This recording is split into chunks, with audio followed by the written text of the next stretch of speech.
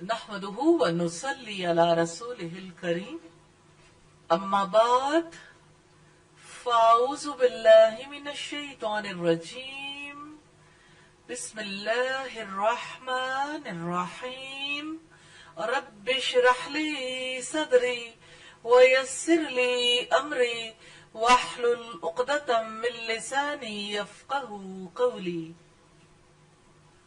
آج ہم ایک ایسی ہستی کے بارے میں پڑھنے جا رہے ہیں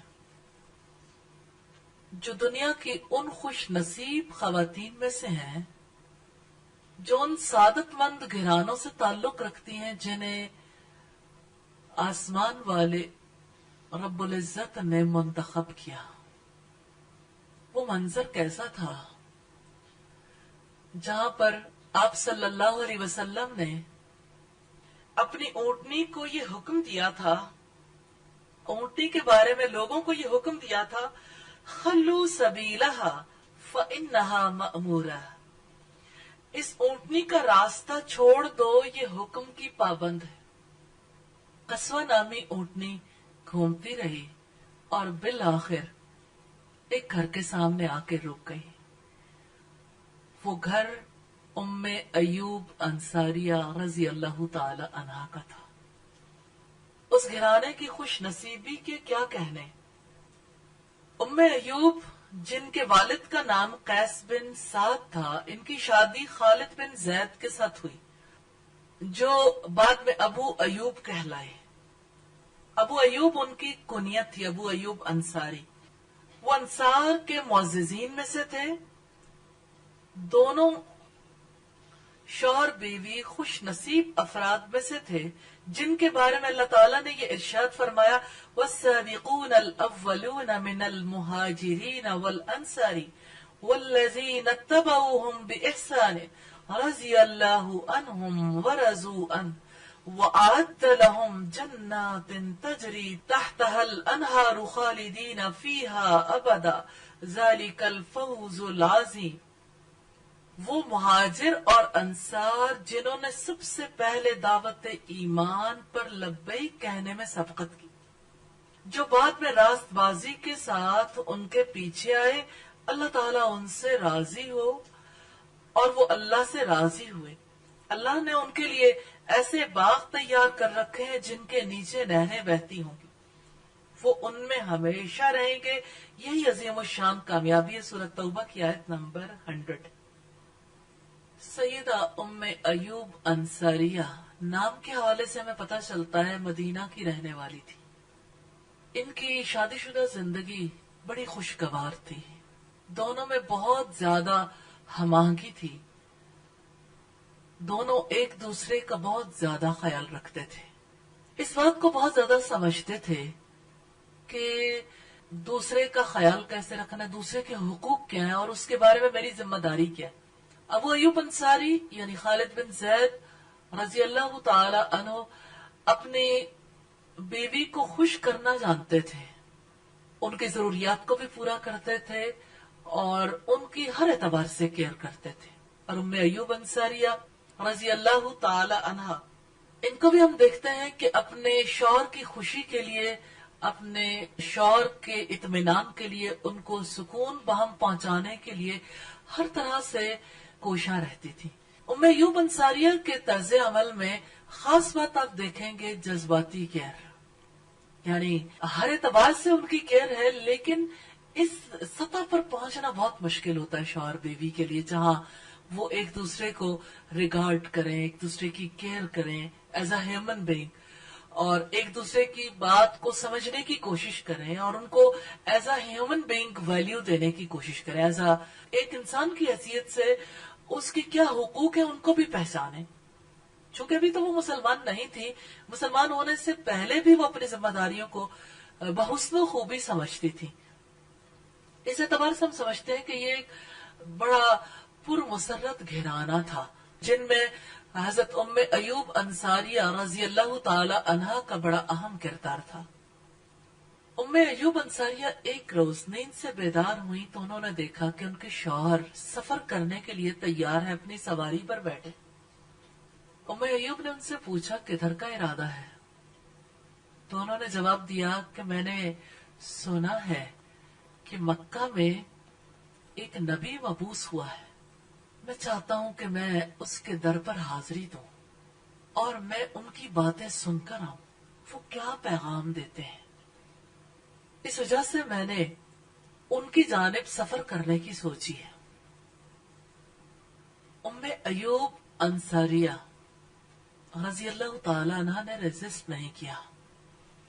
آپ ان دونوں کے کردار میں خاص بات دیکھیں گے، ریزسٹنس نہیں ہے ایک دوسرے کے لیے، اور یہ بات ضرور آپ نے سوچنی ہے اور اس بات کے اوپر غور و فکر بھی کرنا ہے، اور مختلف افراد کے حالات زندگی سے یہ بات ضرور دیکھنی ہے کہ تعلقات میں ریزسٹنس سے لوگ کیسے بچے ہیں، کیا چیز تھی ان کی شخصیت کے اندر کہ وہ ریزسٹ نہیں کرتے تھے، اور میں نے ریزسٹنس سے کیسے بچنا۔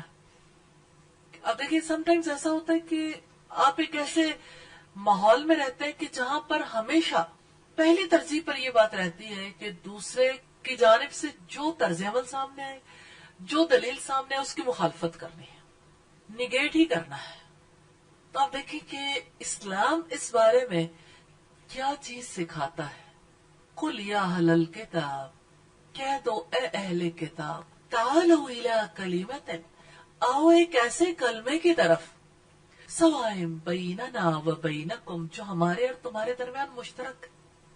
اس آیت سے ہمیں یہ پتہ چلتا ہے کہ دعوت دین کے میدان میں بھی کامن فیکٹرز پہ پہلے بات ہوگی، آپس کے تعلقات میں بھی ریزسٹنس سے آپ بچ سکتے ہیں جب آپ کامن فیکٹر پر فوکس کریں۔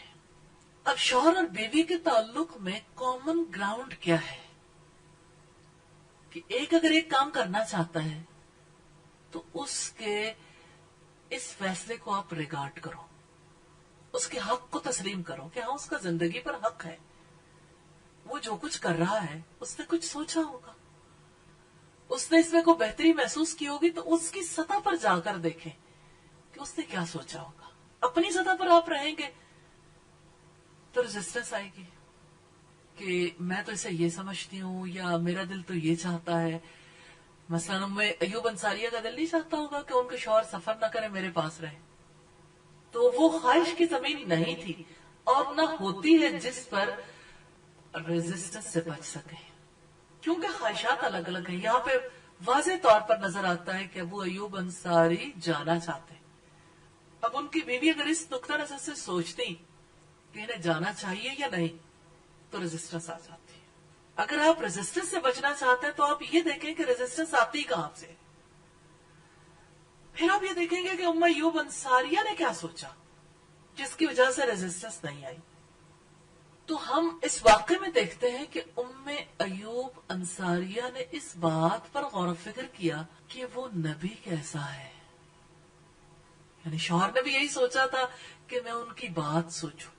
جب انہوں نے یہ سوچا کہ میرا شوہر تو اس کی باتیں سننے جا رہا ہے اور میں پیچھے ہوں، تو ان کے دل میں بھی یہ شوق پیدا ہوا کہ میں بھی ان کی باتیں سنوں۔ اب خود تو وہ سن نہیں سکتی تھی، لیکن ایک راستہ تھا کہ شوہر ضرور چلا جائے، واپس آ کے بتائے گا ہی نا۔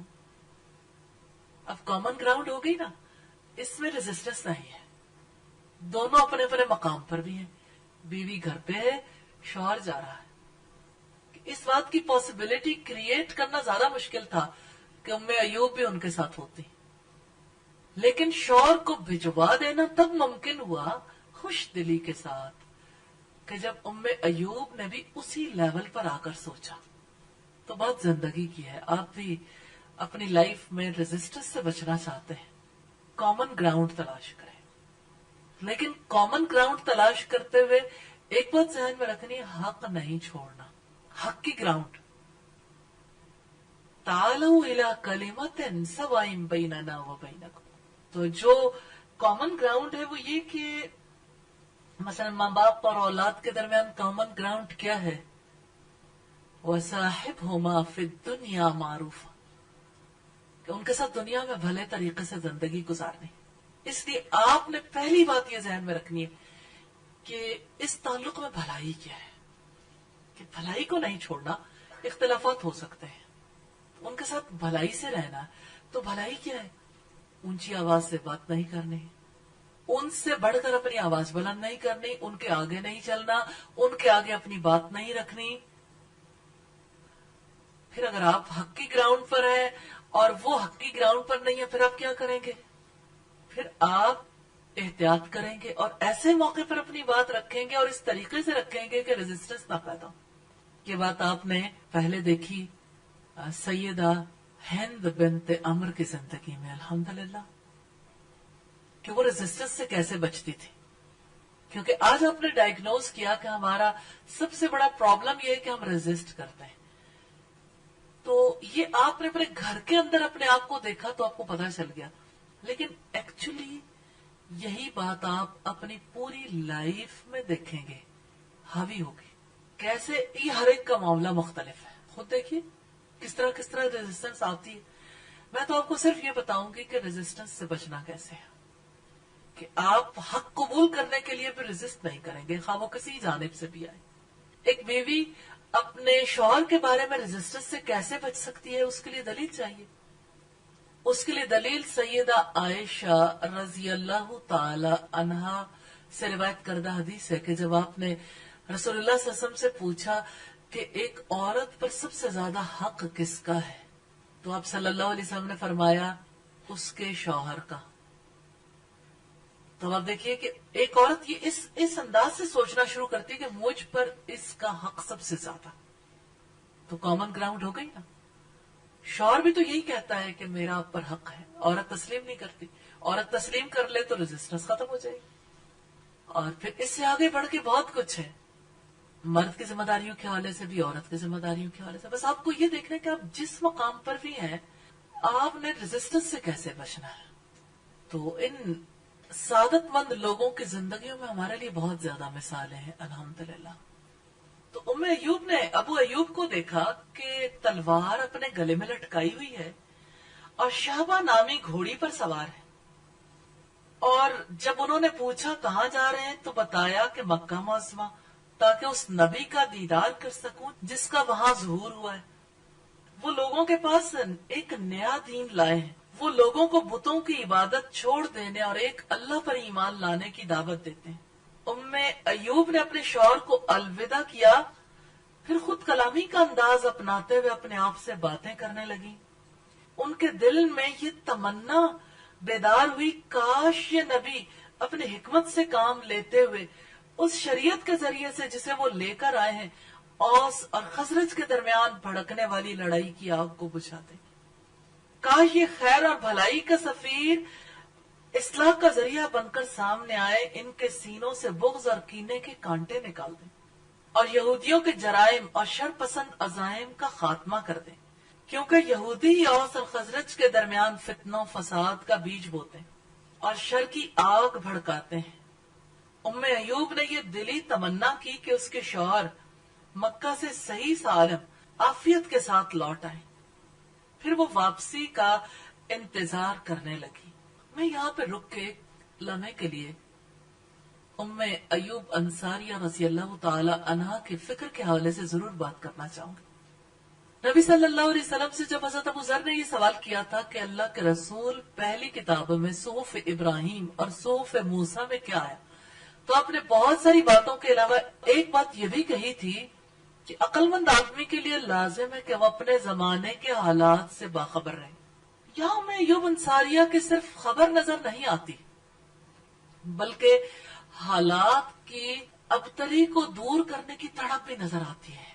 اس سے آپ ان کی ذہنی وسعت کا اندازہ لگا سکتے ہیں۔ کل اگر اوس اور خزرج کے درمیان لڑائیوں کی آگ بھڑکتی تھی تو کس مقصد کے لیے؟ اپنی برتری کو ثابت کرنے کے لیے۔ کل کا دور جاہلی دور تھا، تو آج کی جاہلیت میں بھی آپ دیکھنا چاہیں تو یہی آگ آپ کو بھڑکتی ہوئی نظر آئے گی۔ اور کل اگر ام ایوب انصاریہ نے یہ چاہا کہ اس آگ کو بجھانے کے لیے امن کا سفیر چلائے، تو آج کی خواتین اور بچیوں کو بھی مردوں کے ساتھ یہ سوچنے کی ضرورت ہے اور دعائیں کرنے کی ضرورت ہے کہ اللہ تعالی اس علاقے میں خانہ جنگی کی جو آگ بھڑک رہی ہے اس آگ کو بجھانے والا کوئی سفیر ضرور بھیجے، امن کا سفیر. اور اللہ تعالیٰ ان حالات کو درست کرنے کے لیے اسی طرح سے اپنی جانب سے انتظام فرمائے جیسے یثرب کے لیے کل انتظام فرمایا تھا. اور اس سے ایک اور بات پتہ چلتی ہے کہ لڑائی کی آگ علم سے بجھتی ہے، وہ سچا علم جو آسمانوں سے آیا تھا. دلیل کی روشنی کے بغیر یہ آگ بھی نہیں بجھتی. اور ہم نے دیکھا تاریخ بتاتی کہ اوس اور خزرج مسلمان ہوئے تو یہ آگ کافی حد تک بجھ گئی. پھر یہودیوں نے جب یہ دیکھا کہ اوس اور خزرج کے درمیان تو اب صلح صفائی ہو گئی، اب کیا کریں، تو انہوں نے کسی شخص کو خصوصی طور پر اس ڈیوٹی پہ مامور کیا. ہر دور میں وہ مامور کرتے ہیں، لوگوں کا انتخاب کرتے ہیں، کسی نہ کسی شخصیت کا انتخاب کرتے ہیں کہ وہ جائے اور لوگوں کے اندر آگ بھڑکائے. اور آپ تاریخ میں کوئی دور نہیں دیکھیں گے جہاں یہودیوں کی سازشیں نہ ہوں. ہر دور میں دنیا میں جہاں کہیں آگ بھڑکتی بھی دیکھیں گے پیچھے یہودی نظر آئیں گے. بہرحال اس دور میں بھی یہودیوں نے یوں کیا کہ جب رسول اللہ صلی اللہ علیہ وسلم آئے اور آپ نے دعوت دی اور انصار نے اس پیغام کو قبول کیا تو انصار باہم شیر و شکر ہو کے رہنے لگے. تو یہودیوں نے ایک شخص کو سفیر بنا کر بھیجا کہ وہ جنگ کی آگ بھڑکائے. وہ اشعار جو جنگ بواس کے موقع پر ان کے دلوں کو گرماتے تھے اور ان کی باہمی لڑائیوں میں جو اشعار کہے جاتے تھے وہ اشعار جا کے سنے. اور ایسا ہی ہوا، وہ اشعار جا کے سنائے گئے. اب وہ ایک میسج تھا. کل بھی کوئی آج کے سوشل میڈیا سے کم رول پلے نہیں کرتے تھے یہ افراد، کل بھی اسی طرح سے میسجز دیتے تھے. بہرحال وہ شخص پہنچا، اس نے جب وہ رسمیہ اشعار گائے تو اوس اور خزرج ایک دوسرے کے خلاف اٹھ کھڑے ہوئے تلواریں لے کر رسول اللہ کی مجلس، جس کا تذکرہ میں 4 پارے میں ملتا ہے سورہ آل عمران میں. رب العزت کا فرمان ہے کہ یاد کرو کہ جب تم آگ کے بھڑکتے ہوئے گڑھے کے کنارے پر تھے پھر اس نے تمہیں اس سے بچا لیا. کہ اللہ نے اس بھڑکتی ہوئی آگ کو کیسے بجھایا؟ اللہ تعالیٰ کی رحمت سے جب انہیں رسول اللہ صلی اللہ علیہ وسلم نے باز آنے کا حکم دیا تو وہ باز آ گئے، کیونکہ انہوں نے کم از کم ایک بات قبول کی ہوئی تھی، مشترکہ گراؤنڈ تھی نا کہ اللہ اور رسول کی اطاعت کرنی ہے. تو جب رسول اللہ نے انہیں اپنی طرف بلایا، جب بات کہی تو وہ پھر وہ بات پیچھے چلی گئی جو لڑکے نے اشعار گائے تھے. اس طرح سے اللہ تعالیٰ نے اپنی رحمت سے ان کے لیے یہ راستہ آسان کر دیا الحمدللہ. تو کیوں ہم دیکھتے ہیں کہ ام ایوب انصاریہ اتنی ذہین خاتون تھی، اپنے زمانے کے حالات پر نظر رکھتی تھی کہ یہودیوں کا پھیلایا ہوا شر، اس شر سے کوئی امن کا سفیر آئے، یہ نبی ایسا کردار ادا کر دے جس کی وجہ سے انصار کے دلوں کے کانٹے نکل جائے. تو ام ایوب اپنے شوہر کا انتظار کرنے لگی. زیادہ دیر شوہر کی واپسی میں لگی تو ان کے دل و دماغ میں اندیشوں کا طوفان برپا ہو گیا. خود کلامی کا انداز اپناتے ہوئے اپنے آپ سے پوچھنے لگی کہ وہ کب گھر لوٹیں گے. بہت دنوں کی جدائی کے بعد ایک دن ام ایوب نے اپنے دروازے پر دستک کی آواز سنی. مخصوص دستک تھی، پہچان گئی یہ ابو ایوب کی دستک. اور ایسا عام طور پر ہوتا ہے کہ گھر میں آنے کا انداز ہر ایک کا مختلف ہوتا ہے. ایون دروازہ کھولنے کا انداز، بیل دینے کا انداز، اور کوئی گاڑی پہ آ رہا ہے تو گاڑی کو گھر کے اندر لانے کا انداز بھی مختلف ہوتا ہے. تو یہ آپس کا تعلق ہے جس کی وجہ سے لوگ غور و فکر کرتے ہیں. دستک کو انہوں نے پہچان لیا اور یہ اس بات کی دلیل تھی کہ ان کا شوہر صحیح سلامت گھر واپس آ گیا. لیکن جب انہوں نے شوہر کو خوش دیکھا تو خوش ہو گئی. وہ چاہتی تھی کچھ آرام کر لیں پھر بات سنوں گی. اور شوہر چاہتے تھے کہ جس مقصد کے لیے میں گیا تھا اپنی بیوی کو اس سے ضرور آگاہ کر دوں، کیونکہ دونوں کے درمیان ہم آہنگی تھی، آپس کی محبت تھی. لہذا ابو ایوب نے اپنی بیوی کو بتایا کہ کس طرح اس کی اور اس کے ساتھیوں کی رسول اللہ سے ملاقات ہوئی، کیسے وہ آپ کے شیریں کلام سے لطف اندوز ہوئے، کیسے آپ کی گفتگو نے ان کے دلوں کو اپنا اسیر بنا لیا، کس طرح ان کے دلوں میں اعتماد کی فضا پیدا ہوئی، کیسے وہ ایمان لائے، کیسے ان کی تصدیق کی، کیسے انہوں نے اللہ اور اللہ کے رسول کی اطاعت اور ان سے نصرت کے معاہدے پر آپ صلی اللہ علیہ وسلم کی بیعت کی. ابو ایوب نے ابھی اپنی بات مکمل بھی نہیں کی تھی کہ بیوی کا چہرہ ام ایوب انصاریہ کا چہرہ خوشی سے تمتمانے لگا. ابو ایوب کی باتوں نے دل پر گہرا اثر کیا. بے ساختہ انداز میں کہا میں نے اپنا چہرہ اللہ کے سپرد کر دیا. اور پھر والہانہ انداز میں کہنے لگی اشہد ان لا الہ الا اللہ واشہد ان محمد رسول اللہ. میں گواہی دیتی ہوں کہ اللہ کے سوا کوئی حقیقی معبود نہیں. میں گواہی دیتی ہوں کہ محمد صلی اللہ علیہ وسلم اللہ کے رسول. سوال آپ سے کرنا چاہتی ہوں, ام ایوب انصاریہ نے اپنے شوہر سے چند باتیں سننے کے بعد فیصلہ کیسے کر لیا کہ وہ اتنی بڑی گواہی دے دیں, اپنی زندگی کا دھارا پلٹ دیں؟ کیا وہ ایک خاص طرز زندگی کی عادی نہیں تھی؟ کیا ان کے مخصوص نظریات اور عقائد نہیں تھے؟ کیا وہ خاص قسم کے رسوم و رواج کی حامل نہیں تھی؟ کیا انہیں اپنی سوسائٹی کا کوئی ڈر, سوسائٹی کی طرف سے مخالفت کا کوئی اندیشہ نہیں تھا؟ اتنا بڑا فیصلہ کیسے ہو جاتا ہے؟ میڈم اتنا بڑا فیصلہ تو خود سپردگی کی وجہ سے ہو سکتا ہے, اپنے آپ کو اللہ کے سپرد کر دیا جائے. خود سپردگی کا مطلب ہوتا ہے اللہ اپنے آپ کے سپرد کرنا. کر دیا, یعنی انہوں نے کہا نا کہ میں نے سپرد کرنا اللہ کے حوالے. میں نے اپنا چہرہ اللہ کے سپرد کر دیا. اپنا چہرہ اللہ کے سپرد کرنے سے کیا مراد ہے؟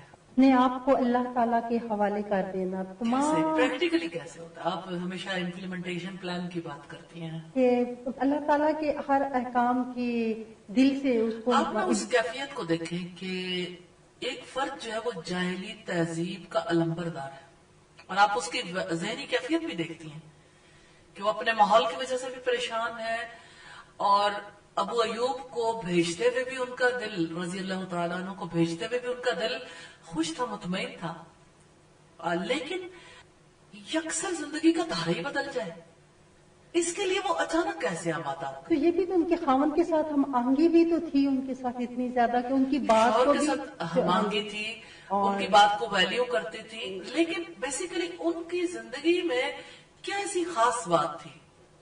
وہ امن کے سفیر کی منتظر تھی, ٹھیک ہے, انتظار بھی بڑا میٹر کرتا ہے, لیکن ان کی شخصیت کا میں وہ پہلو سامنے لانا چاہتی ہوں جس کی وجہ سے آپ کو بھی نفع نصیب ہوگا انشاءاللہ, کیونکہ آپ بھی لائف کو سیکھیں گے نا. ہاں